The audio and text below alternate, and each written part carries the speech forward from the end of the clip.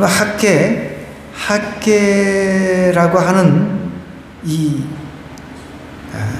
선지자, 원래 이 뜻은, 학개라고 하는 뜻은 나의 절기, 축제, 이런 뜻이 있습니다. 그러니까 우리가 학개라고 하면 키워드는 제가 NCM에서 받아온 키워드 그거 있죠? 여러분들 한번 이제 책갈피로 이렇게 해서 쭉 넣어놓고 한 번쯤 내가 성경을 읽을 때 학개다 그러면은 학개가 그 말하고 있는 그 키워드가 뭔지, 성전을 건축하라, 아마 그렇게 되어 있을 거예요. 그런 것들을 한번 이렇게 쭉 읽어보고 성경을 읽어보면 굉장히 성경을 읽는데 도움이 될 겁니다. 아무 그냥 생각 없이 막 읽어제키는 것도 물론 나쁜 건 아닌데, 그렇게 읽는 것보다도 이 학개라고 하는 이 내용 전체의 핵심 단어가 무엇인가, 여기서 말하고자 하는 게 무엇인가를 좀 내가 알고 읽으면은 굉장한 도움이 된다는 것이죠. 자, 학개 선지서가 써졌던 그 당시의 그 배경을 우리가 이해를 해야 됩니다. 이제 이때는 바벨론 포로 시대에 이제 포로 기한이 있었어요. 하나님께서 특별히 이제 고레스라고 하는 왕을 세워가지고 포로를 갖다가 이제 1차, 2차에 걸쳐서 이렇게 쭉 다시 이제 본국으로, 예루살렘으로 이제 돌려보낸 거예요. 그런데 이제 포로에서 돌아왔음에도 불구하고 사람들은 영적인 상태는 굉장히 암울했었어요. 그럼 먼 그 바벨론이라고 하는 그 도성, 거기서 이제 본국까지 이스라엘의 그 예루살렘까지 돌아오는데도 뭐 엄청난 세월이지만 돌아와서 새로운 삶의 터전을 일구어 나가는 것도 만만치가 않잖아요. 그러니까 이런 배경들을 우리가 좀 이해를 해야 된다는 거죠. 그러니까 예수님께서 오시기 전에, 그러니까 한 536년경 예수님께서 그러니까 500년, 예수님께서 앞으로 오시려면 500년이 더 남았다는 그런 계산으로 이제 이 성경을 보시면 되겠어요. 학개 그 선지서가 쓰여진 때는 예수님이 오시려면 아직까지도 500년이 훨씬 더 이제 남은 거예요. 그런데 이스라엘은 이미 망했잖아요. 포로로 잡혀가가지고 이제 70년 이제 되는 세월 동안 포로 생활을 했단 말이에요. 그런데도 하나님께서 그래도 이스라엘 백성을 불쌍히 여겨 주셔가지고 이제 포로를 귀환시켜 준 거예요. 하나님께서 고레스라고 하는 왕을 세워가지고 이제 니네 본국으로 돌아가서 이제 거기서 성전도 재건하고, 그리고 니네들이 섬기는 하나님 잘 섬기라, 이렇게 해 주었다는 거죠. 그래 일단 이제 포로들이 돌아왔어요.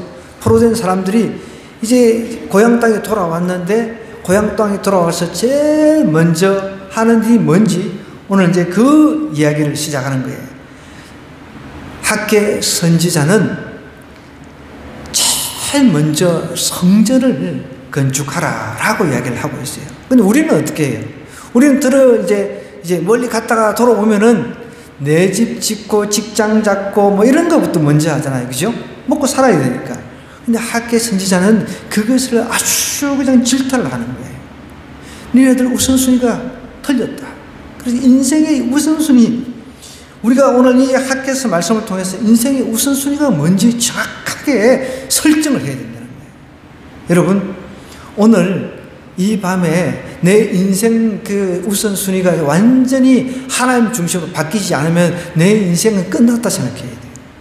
아멘입니까? 아멘. 자, 오늘 1절부터 한번 보겠습니다. 다리오 왕. 때는 이제 다리오 왕. 이제 예전에 우리가 한번 다니엘서도 공부를 했습니다. 이제 바벨론, 메데, 바사, 로마 제국 이렇게 쭉쭉쭉 흘러가는 그런 이제 헬라 제국, 로마 제국 이렇게 막 쭉쭉 흘러가는 이야기를 했어요. 이제 다리오 왕 여러분 다니엘서에도 나오잖아요. 다리오 왕. 다리미 왕이 아니라 다리오 왕이에요. 다리오 왕 제2년 6째 달, 곧 그 달 초하루에 라고 이야기를 하고 있는데, 다리오 왕이라고 하는 왕이 이제 집권을 해가지고 통치를 하던 그 시절인데, 제2년 6째 달 하면은 태양력으로 치면 9월 정도 됩니다. 오늘날 우리가 지금 태양력으로 쉬고 있잖아요. 지금 8월달이잖아요. 다음 달이 9월달이에요. 그러면 9월달이면 보통 추수 하는 시절 아닌가요?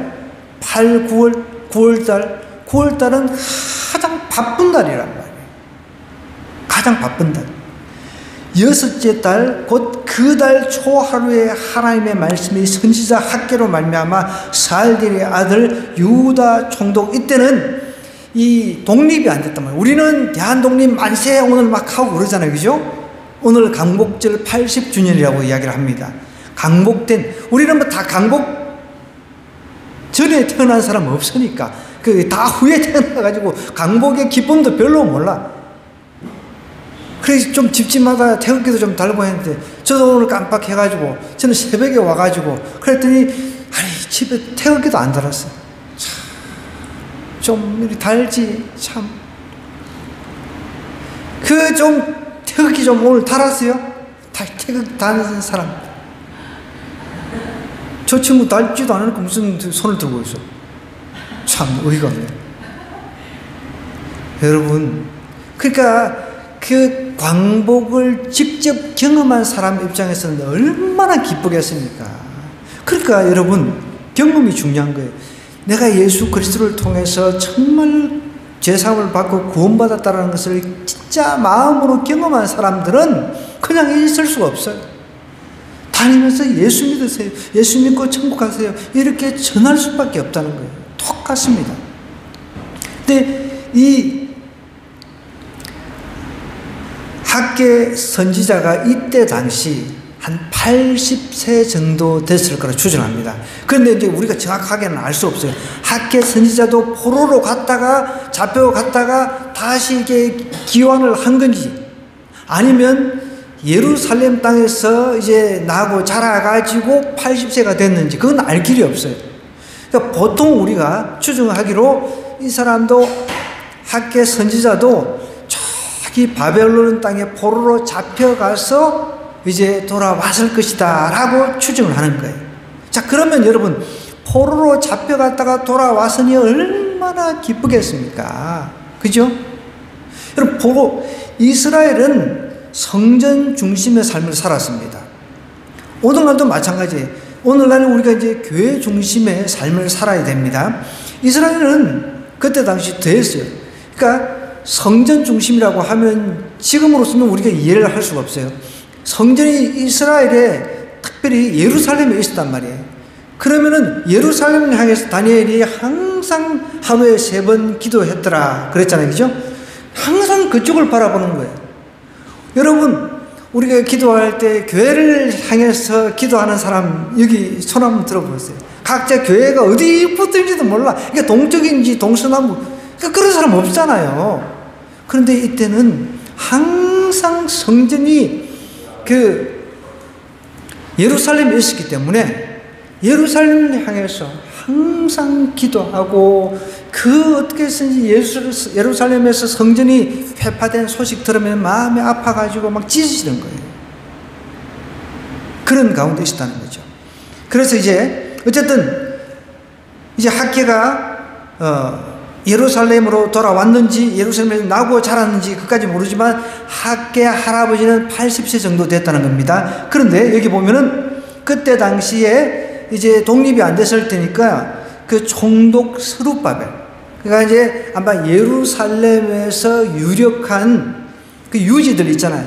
그런 사람을 총독으로 세우는 거죠. 물론 어떤 경우는 그 본부에서 파견을 하는 그런 경우도 있어요. 우리가 대한민국이 일제에 압제당했을 때 우리나라 사람을 총독으로 뽑진 않았잖아요. 일본 뭐 총독, 뭐 이토 히로부미 뭐 해가지고 막 우리가 안중근 의사가 막 그 윤봉길 의사가 막 이렇게 그 정말 항일 운동하고 막 그랬는데, 이때는 그래도 어떤 경우는 파견해서 총독도 세우기도 했지만 어떤 경우는 이스라엘 사람 중에서 총독을 뽑아서 세우는 경우도 있었던 것이죠. 여기 보면은 사알의 아들 유다 총독 스룹바벨과 요사닥의 아들 대제사장 여호수아에게 이제 하나의 말씀이 임한 거예요. 학계만 모든 부담을 갖고 있지는 않았습니다. 하나님의 일을 하는 데 있어서 하나님께서 스룹바벨, 그 다음에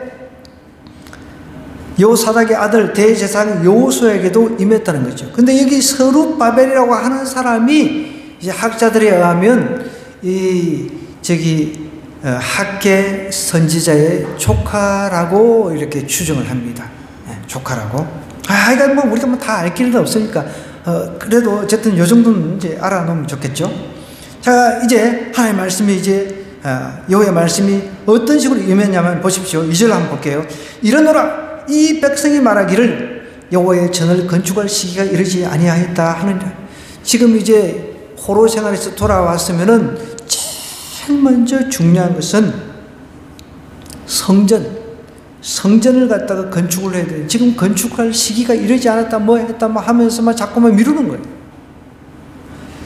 여러분, 예나 지금이나 성전이든 지금은 이제 교회 시대인데 건물이 중요한 건 아닙니다.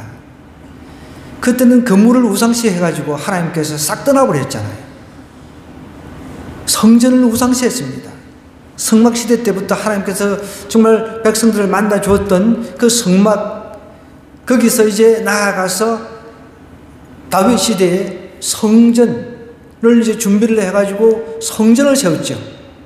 그죠? 솔로몬이 어마어마하게 이제 화려한 성전을 세웠습니다. 거기서 제사도 지내고 했는데 결국은 타락해가지고 나중에 하나님께서 떠나버리니까 어떻게 해요? 결국은 예루살렘이 멸망을 해버렸죠. 나라는 두 쪽으로 쪼개지고.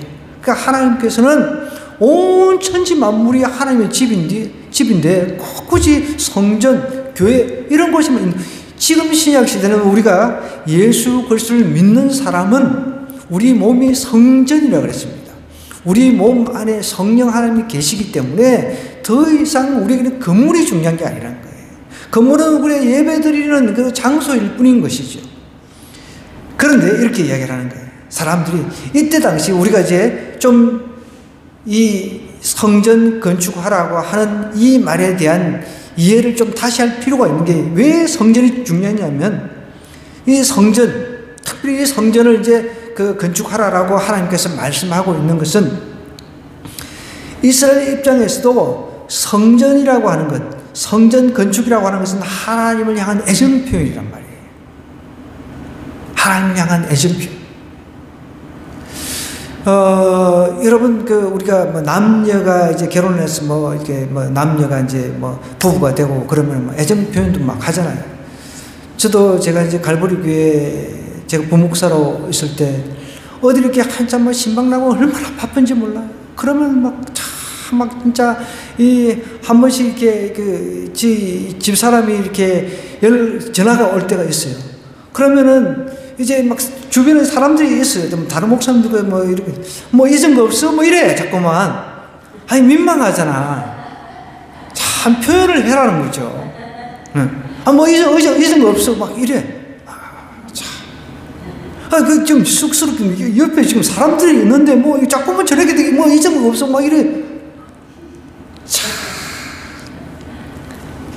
여러분, 애정 표현이, 성전 건축이 애정 표현이라는 거예요.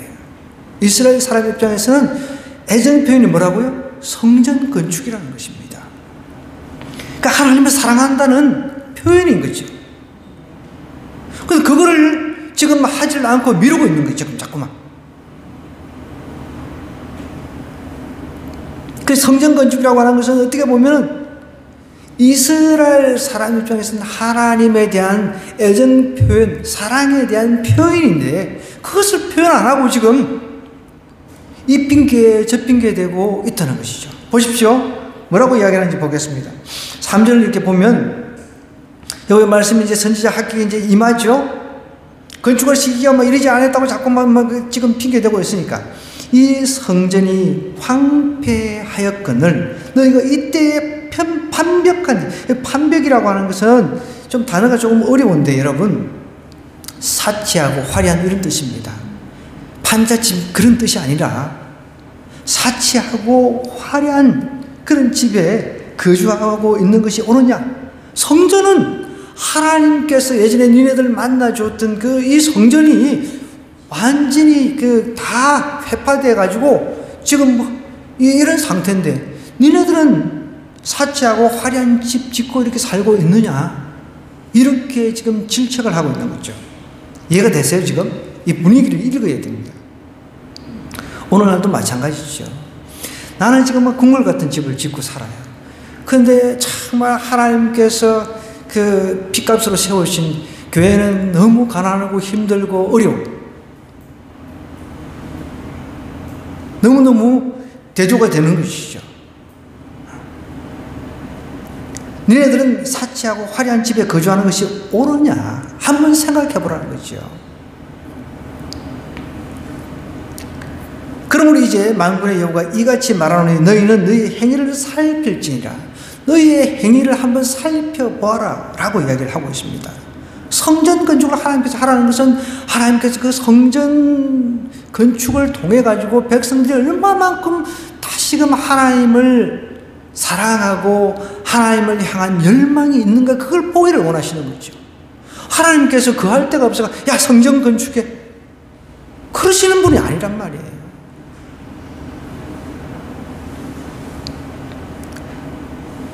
너희의 행위를 살피라고 하면서 6절은 뭐라고 이야기를 하냐면 너희가 많이 뿌릴지라도 수확이 적으며 먹을지라도 배부르지 못하며 마실지라도 흡족하지 못하며 입어도 따뜻하지 못하며 일꾼이 싹쓸 받아도 그것을 구멍 뚫어진 전대에 넣음이 되느니라.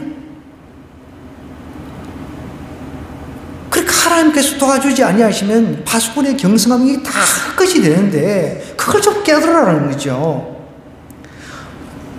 열심히 지금 포로 생활에서 돌아와가지고 씨 뿌리고 먹고 살기 위해서 수확하려고 해도 수확이 적으며 먹을지라도 배부르지 못한다는 거예요. 마실지라도 흡족하지 못한다는 거죠. 입어도 따뜻하지 못한다는 거예요. 일꾼의 싹쓸 받아도 그것을 구멍 뚫어진 전대에 넣음이 된다 라고 지금 이야기를 하고 있는 거예요. 여러분 이 학개 선지자가 그때 당시 이스라엘 백성들에게 하고 있는 설교지만 지금 수천 년이 지난 우리 시대에도 또 동일하게 우리에게 말씀을 하고 있다는 것이죠. 내 인생 살아가는 데 있어서도 항상 하나님이 1순위 되어야 되는데 하나님이 밀려 있어요. 그러면 한 번쯤 살펴봐야 된다는 거예요. 제가 어제는 저기 하만 저희 친척 여동생 어머니가 돌아가셔가지고 그 어머니는 제가 어릴 때부터 어떻게 살았는지를 너무나도 잘 알고 있는 아주 생존자였죠. 그 생생하게 증언한 증언자였습니다. 이제 돌아가셨어요. 86세에.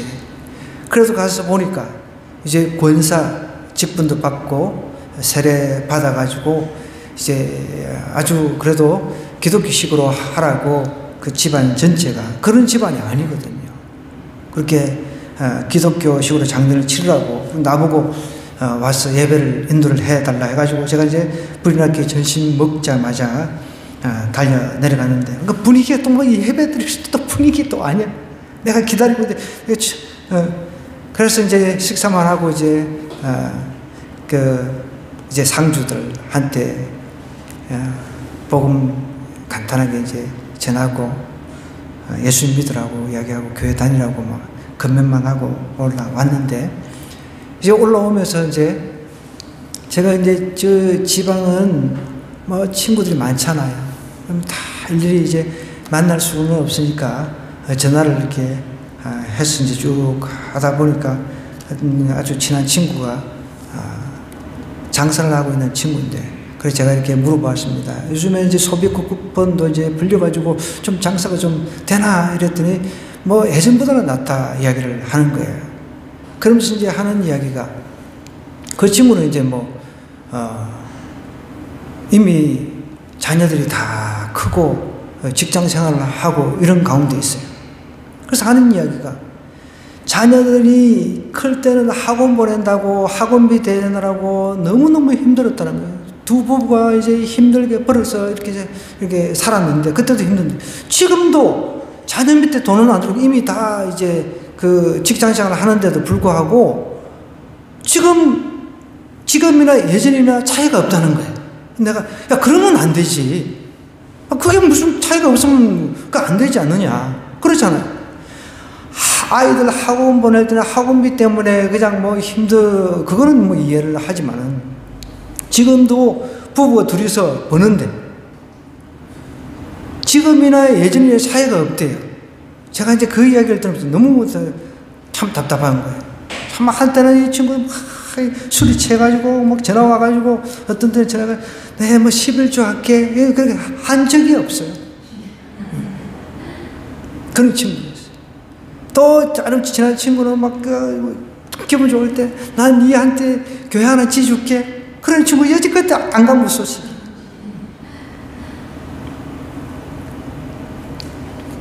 그러니까 여러분, 천말 씨를 뿌려도 수확도 적고, 그냥 여기 보면 구멍 뚫어진 전대에 넣음, 이게 무슨 뜻입니까? 우리나라 말로 이야기를 하면은 그냥 밑 빠진 독에 그냥 계속 물을 갖다 붓는 거예요. 그죠? 돈을 집어 넣어도 그냥 다 사라지는 거예요. 여러분, 이렇게 돼서는 안 되잖아요. 이렇게 돼서는 안 되죠. 저는 지금도 꿈이 있습니다. 내 노후는 정말 좀 지금부터 더 나아지길 바라요. 그래서 나는 장례식을 갔다 오면서, 내가 장례식 갈 때마다 장례식 밥은 난 별로 안 좋아하거든.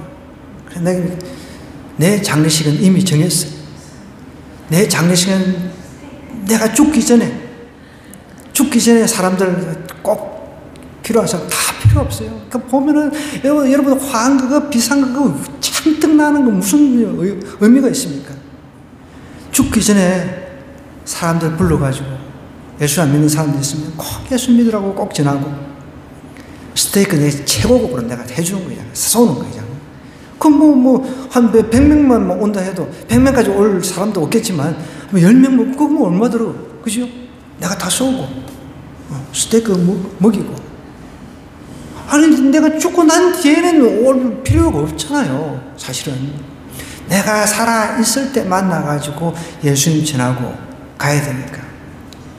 그러니까 제가 그렇게 많은 장례식을 다녔는데, 요즘에는 이제 좀 트렌드가 바뀌어서 이제 닭강정을 내가 처음 먹어봤어요. 장례식장에서. 와, 요즘에 닭강정이 나오네. 와, 참. 나중에 제 장례식 때는 미리 스테이크로 제가 대접해 드리겠습니다. 여러분, 정말 우리가 예수님 믿어도 그냥 밑독에 뭔가 술술술술 새는 이런 식이 되면은 내 지금 삶의 인생, 그 삶에 있어서 우선순위가 바뀌고 있지 않는지 한번 살펴봐야 돼요. 내가 하나님 중심, 하나님 위주의 삶을 살고 있는지 아닌지 그것을 한번 점검해 봐야 된다는 거예요. 그러니까 그 친구들은 평생 제 주변의 친구들 다 사바는 친구들이에요. 그럼 큰 차이가 없는 거죠. 걔네들은 자기 자식 새끼들 막 공부시킨다고 죽으라고 돈 엄청나게 갖다 부었어요. 제가 알기만 해도. 학원비만 해도. 근데 저는 우리 큰아들 이렇게 이미 이제 장성했지만, 걔는 돈이 들어간 게 아니라 걔가 돈을 이제 장학금을 받아가 우리 교회에 보탬이 됐잖아요. 지금도 적은 월급이지만은 대학원생이 11조를 꼬박꼬박 하잖아요. 여러분, 우리 삶에 있어서 우선순위가 뭔가, 인생의 우선순위가 뭔가, 이거 재정립하지 않으면 안 된다는 거예요. 아니면 그럼 우리도 똑같이 지금 학계에서 말하고 있는 구멍 뚫어진 전대넘같이 돈을 아무리 벌어도 그냥 줄줄줄 다 새는 거예요. 건강 때문에 새고, 돈 벌면 뭐합니까? 또 건강으로 인해서 싹 다 잃어버리는 거죠. 이리 빠지고 저리 빠지고 그냥 다 빠져나간다는 것이죠. 만군의 여호와가 말하노니 너희는 자기의 행위를 살피라 하면서 또 이야기를 하고 있네. 너희의 행위를 한번 살펴보라는 거예요. 정말 너희들이 하나님을 사랑하는지. 여러분 막 사람들 막 여러분 하나님 사랑하시죠? 하나님 사랑하시면 손 들어보세요. 그러면 다 손. 여러분 하나님 사랑하시면 집 다 갖다 바치고 그러면 거기에 손 드는 사람은 아무도 없죠. 물론 하나님은 그렇지는 않아요. 오늘 여기 나옵니다. 보십시오. 만군의 여호와가 말하는 너희는 자기의 행위를 살피지니 하면서 너희는 산에 올라가서 나무를 가져다가 성전을 건축하라. 여러분, 솔로몬의 성전은 어떻게 만들어졌습니까? 백향목으로 만들어졌어요. 최고급입니다. 상아, 코끼리 그 상아 있잖아요. 코끼리. 그걸로 이렇게 다 그냥 막 최고급 백향목.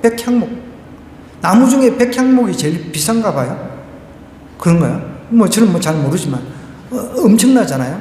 그런데 만약에 하나님께서 우리한테 집 갖다 바치라, 그렇게 원하시는 분이 아니란 거예요. 하나님은 그러면은 돈을 밟으시는 분이에요. 하나님 그러시는 분 아니에요. 여기도 마찬가지예요. 너희는 가서 산에 올라가서 나무를 산에서 나는 그냥 흔한 나무 가지고 쳐라. 내가 니네들한테 백향목 수입한 백향목 상아 탑으로 지은 그런 성전을 원하냐? 그게 아니란 거예요. 여러분, 행여 진짜 하나님께서 마음에 감동을 주시가지고 내가 집 전 재산을 하나님 앞에 바치겠습니다 해도 하나님께서는 정말 마음을 받기를 원하신다. 그런 마음이 됐다. 오케이. 진짜 그렇게 할 수도 있겠죠.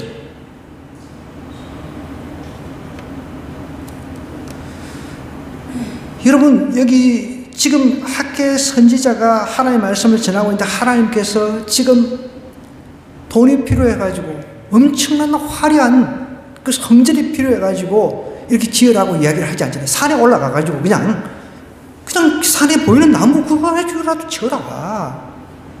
그렇게 얘기를 합니다. 여러분은 우리의 우선순위가 하나님이 나의 전부다 하면은 집이 무슨 의미가 있습니까?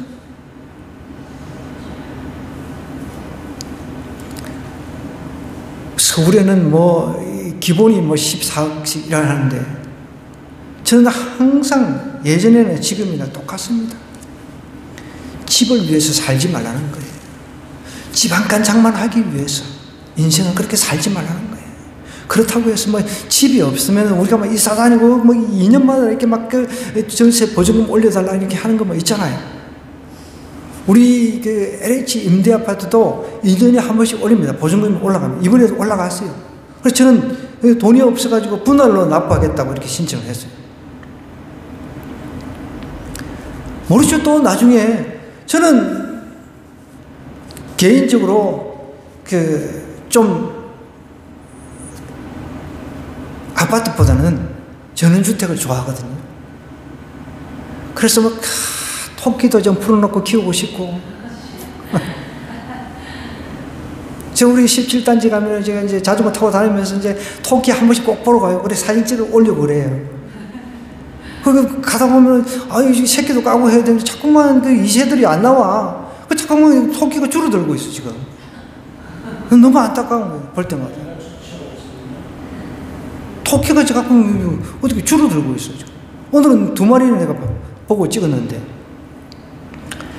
그래서 좀 이렇게 마당도 좀 있는 이런 곳을 좋아하지. 아파트에 밀폐돼가지고.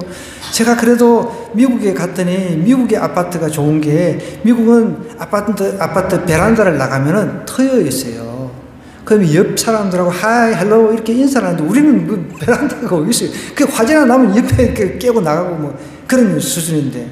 그러니까 이게 좀 베란다를 탁 터가지고 밖에 나가면은 옆 사람하고 이렇게 옆집 사람하고 인사도 하고 이렇게 지내고 이래야 되는데 가깝은 성냥갑. 그래서 제가 이제 전원주택 같은데 이제 마지막에 만약에 산다면은 제 서재 이제 하나 하고 이렇게 해가지고 살고 싶어요. 그게 될지 안 될지 이제 아들들이 듣고 있으니까 항상 제가 강조를 하니까 이제 이건 되겠죠, 충분히. 여러분, 하나님이 우리에게 원하시는 것은 화려한 거 아니란 거죠. 하나님께서 하나님의 집을 지으라고 하면서 그냥 산에 있는 나무, 아무 나무라도 지어라 라고 이야기를 하고 있습니다. 성전을 건축하라. 그리하면 내가 그것으로 말미암아 기뻐하겠다는 거예요. 여러분, 지금 하나님께서 이스라엘 백성들이 농사 지린 걸 모릅니까? 저 어마무시한 먼 데서 이제 본국으로 귀환해가지고, 예를 들자면은 일본에 잡혀가가지고 이제 막 배 타고, 최근에 이제 제가 이제 뉴스를 통해서 안 거는 일본에서 이렇게 막 그 배 타고 넘어오다가 그 배가 파산돼가지고 죽은 사람들도 많다고 그래요. 그러니까 어쨌든 많은 곳에서 이렇게 오는 과정도 힘들 뿐더러 또 와서 정착하고 이런 것들도 힘든데 얼마나 힘들겠습니까? 그런 가운데서도 정말 하나님을 사랑함에 있어서 하나님 성전이 깨진 것에 대해서 안타까워하고, 이게 하나님의 성전이 회파됐다는 것은 신앙이 회파됐다는 거예요. 여러분 혹시 그 청교도 들어봤잖아요. 알잖아요. 그죠? 그 청교도 영국에서 그 신앙의 그 핍박을 당하다 이제 한참 종교개혁 시대에 이제 막 나름대로 제대로 된 신앙생활을 하려고 하니까 핍박을 막 하니까 이제 영국은 이제 그 성공회가 이제 위주니까. 그러니까 이 청교도 신앙인들이 메이플라워를 타고 어쨌든 미국으로 이렇게 건너와서 그 이제 시작이 된 게 오늘날 미국 사회란 말이에요. 근데 청교도들이 넘어와가지고 제일 먼저 한 게 뭔지 아세요? 제일 먼저 한 게 자기 집 진 게 아니라 교회를 지었어요, 교회를. 그 여지껏 역사학자들이 역대 가장 이상적인 나라라고 하는 그 나라를 조사를 해보니까 청교도 시대였더라는 거예요. 그래서 청교도 시대에 교회를 먼저 세웠어요. 그리고 목사님이 이제 거기는 가장 어떻게 보면은 하나님의 말씀을 선포하고 증거하는 사람이니까 목사님 말씀을 잘 듣고 그 말씀대로 이렇게 살아냈다는 거죠. 그것 때문에 오늘날 미국이 저렇게 됐는데 이제 그거를 이제 잊어버리는 거죠. 미국이 이제 타락해 가고 있으니까 점점. 하나님 말씀대로 사는 그런 미국이라고 볼 수는 없어요. 어떻게 보면은. 그래도 이제 막 보수 기독교가 일어나가지고 그래도 이제 그 신실한 이제 소수들이 있으니까 하나님께서 계속 미국을 초강력으로 이렇게 세우고 있는데, 제일 먼저 청교도들이 배 타고 넘어오면서도 많은 사람들이 죽고 그런 거 뭐 여러분 막 수없이 들어봐서 알잖아요. 제일 먼저 한 게 교회를 세웠다는 겁니다. 교회를. 시사하는 바가 큽니다. 저도 평생 제 인생 전부를 걸어서 하나님의 교회를 한번 세워보려고 이렇게 애를 쓰고 있는 거예요. 그게 제 당대에 이루어질지 안 이루어질지 모르지만 또 아들 때 뭐 아들이 또 목회를 이어간다고 했을 때 그것도 이루어질 수도 있을 거라고 저는 확신합니다. 그런 믿음을 가지고 있어요. 그래서 왕숙지구를 바라보면서 날마다 기도하고 있어요. 하나님 300명의 성부를 제게 붙여주십시오. 그리고 청소년들이 마음껏 와서 지금 우리 길거리에서 전도를 해도 안 돼요. 그런데 되는 전도, 그냥 축구장 만들어주고 농구장 만들어주고, 그 요즘에 노인들이 또 당구를 좋아하거든요. 당구장 만들어주고 탁구장 만들어주고, 그러면 그냥 되는 전도인 거예요. 그냥 사람이 찾아오는 그런 환경이 되는 그런 공간을 만들고자 하는 그 꿈이 있습니다. 그렇게 해서 그게 딱 됐을 때 나는 하나님께서 부르시면 그냥 나는 가겠다는 거죠. 그게 내 마지막 꿈이자 내 소원이기도 합니다. 여러분, 하나님께서 우리에게 원하시는 게 막 네 있는 재산 다 갖다 바치라가 아니에요. 하나님께서는 절대 그러신 분이 아닙니다. 분명하게 네 마음이 어디 있느냐, 네가 마음이 어딨냐. 정말 하나님이 최상이 있느냐, 예수님의 피값으로 씹은 그 교회에 있느냐, 그걸 묻고 있다는 것이죠. 그러니까 이스라엘 사람 입장에서도 이 성전 건축이라고 하는 것은 영적인 부흥을 이야기하는 거예요. 영적인. 지금 먹고 살기 바빠가지고 그거는 그거는 제가 수없이 복음을 제가 지방 내려갈 때마다 친구들 불러가지고 전화하고 또 예수님 이야기하고 또 누구 제가 만나는 그 목적은 딱 하나입니다. 복음 전하려고. 고향 친구가 또 대구에 있어요. 그 여자친구예요. 여자친구. 그래서 전화를 해도 전화를 안 받아요. 공부방을 하는 건지 이 친구는 이제 왜 전화를 안 받았냐 그랬더니 하는 그 아이를 가르치는 게 저녁에 다 한다는 거예요. 제 한 가지 목적은 오직 전도는 커피를 마시던 막 예수님 안 믿는 여러분, 제 지방 쪽은요, 전라도 경상도 쪽 이쪽은 정말 예수 믿는 사람들이 드물어요. 복음화율이 엄청나게 떨어진다는 거예요. 그래도 경기도, 서울 경기도 쪽은 굉장히 복음화율이 좀 높은 편입니다. 지방은 참 어려워. 그래서 제가 내려갈 때마다 그런데 다 답답한. 어제 장례식 거기도 딱 그 집에 한 사람이 7 자녀 중에 한 명이 예수 믿는 한 명이 나온 거예요. 그나마 기적인 거죠. 그래서 제가 그 형제들 이렇게 만나가지고 제일 이제 장남한테는 이야기를 하니까 제가 이제 설교문을 제가 이제 편집을 해가지고 항상 보냅니다. 말씀 문자를 보내고. 그래서 어제 가서 이제 위로하면서 이야기를 했더니 잘 보고 있다는 거예요. 가능성이 있다는 거예요. 마음의 문이 이제 조금씩 열리는 거죠. 나이가 들다 보니까 한 사람 우리가 이 장례식이 더 많이 이제 찾아가지는 그런 나이가 되어버렸잖아요. 그 마음 문이 이제 조금씩 열리고 있는 거죠. 그래서 제일 막내 아들은 받은 상처가 있어가지고 너 누나 그 교회를 좀 나가라 그랬더니 안 나가요. 딱 이렇게 잘라 이야기를 하더라고요.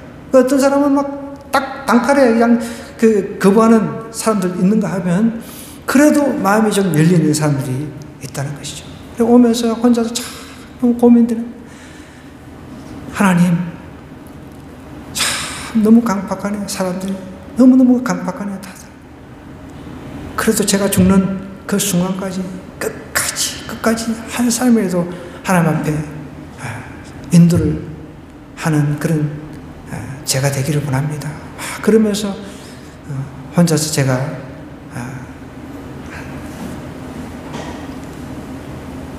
5시간 오는데 5시간 가는데도 5시간 이렇게 걸려서 이렇게 올라갔는데, 여러분 우리가 뭐 하는데 바빠야 됩니까? 9절 보십시오. 마지막 9절 10절 11절 보면 너희가 많은 것을 바라사 도리로 적었고 너희가 그것을 집으로 가져가서나 내가 불어버렸노라. 나 만군의 여호와가 말하노라. 이것이 무슨 까닭이냐? 내 집은 황폐하였을 때 하나님의 집이 황폐하였다고 그랬습니다. 너희는 각각 자기의 집을 지키기 위해 빨랐습니다. 여러분, 집은 각 살 집 딱 하나면은 족하는 줄 아세요? 난 최근에 우리 정치인들 하는 거 보면은 참 속이 뒤집어질 때가 있습니다. 먼 월급을 1,000만 원 이상씩 받을 거 아니에요. 그죠? 그런데도 중간에 회기 중에 주식 투자한답시고 참, 여러분 우리는 그런 사람들은 본 받지 말고 우리가 본받아야 될 것은 하나님의 집을 위해서 지키기 위해서 정말 수고하고 애쓰는 그런 사람들 있잖아요. 아까 전에 우리 청교도들, 그 사람들 병 걸려서 죽기도 하고 그럼에도 불구하고 하나님의 교회를 세우는데 자신의 일생을 던졌습니다. 그 후세들이 그것을 다 지금 먹고 사는 거예요. 그 신앙의 그 정말 유산을 먹고 사는데 그걸 모르는 거죠. 그러므로 너희로 말미암아 하늘은 이슬이 그쳤다는 거예요. 이렇게 하니까 하나님께서 이스라엘은 이슬이 물 그 비대용이에요. 사실은 하늘은 이슬을 그쳤고 땅은 산물을 그쳤다는 거예요. 하나님께서 보십시오. 강릉에는 비가 왔어요? 이번에 어떻게 해요? 비가 안 왔어요? 지금도? 아니 최근에 비도 많이 왔잖아요. 그래요? 그래서 사람들이 거기서 뭐 기사가 그런 기사가 나오는데 기후제를 뭐 지내야 된다고 헛소리를 하고 있는데, 그런 기후제를 지낼 게 아니라 강릉에 있는 사람들이 교회들부터 시작해서 회개하고 하나님 도와주세요, 비를 주세요, 그렇게 부르짖어야 되는 거죠. 기후제 지낸다고 뭐 그래서 어떤 사람들은 그런 이야기를 해요. 그냥 기후제를 그 비가 올 때까지 지내니까 비가 온다는 거예요. 그 말이 되는 소리를 해야지.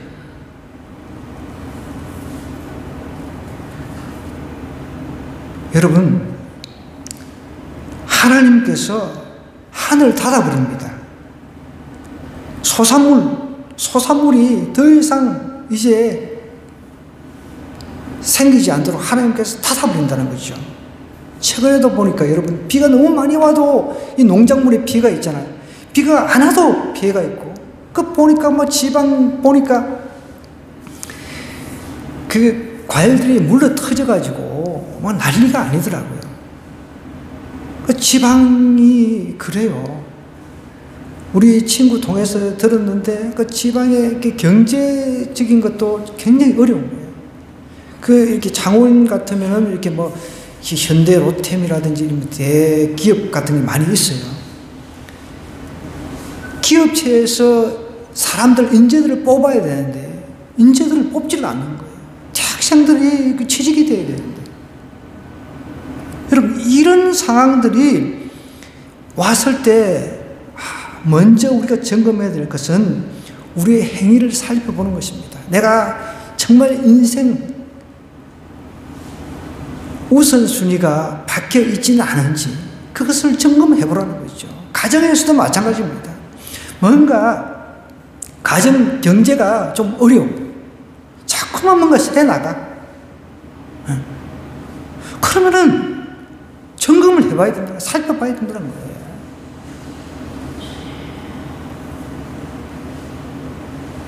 내가 이 땅과 산과 곡물과 새 포도주와 기름과 땅의 모든 소산과 사람과 가축과 손으로 수고하는 모든 일에 한제를 들게 했다. 한제라고 하는 것은 뭐예요? 한약재를 말하는 게 아닙니다. 황무한 상태, 가뭄을 말하는 거예요. 하나님께서 가뭄이 오게끔 해버렸다는 거예요. 적당한 비, 적당한 그 일조량, 이런 것들이 농작물이 최적화되도록 자라게끔 하잖아요. 여러분, 우리 삶 속에 우선순위가 바뀌면 안 되는 거예요. 저는 우리 자식들이 뭔가 막 뛰어나고 막 공부 잘하고 그런 거 바라는 거는 별로 없었던 거, 진짜 이거는 거짓말이 아닙니다. 항상 예수님 잘 믿기를 바랐습니다. 예수님 믿는 데 있어서 최고기를 바랐습니다. 그래도 다행인 것은 우리 큰아들 같은 경우는 어저께도 보니까 이스라엘 그 유대인들이 기도하는 뭐 그런 그 뭐 책자 같은 거를 자기가 뭐 구해서 읽어보고 싶다는 둥, 항상 만나면 신앙 이야기를 하니까 너무 그게 저는 감사하죠. 여러분, 하나님께서 우리가 그 수고해가지고 뭔가 풍성한 삶을 하나님은 그 얻어내서 풍성한 삶을 살기를 하나님께서 원하신단 말이에요. 근데 실질적으로 우리의 삶은 풍성한 것하고는 거리가 멀어. 그럼 빨리 지금 내 지금 그 우선순위가 지금 어떻게 되어 있는지를 한번 점검을 해볼 필요가 있는 거예요.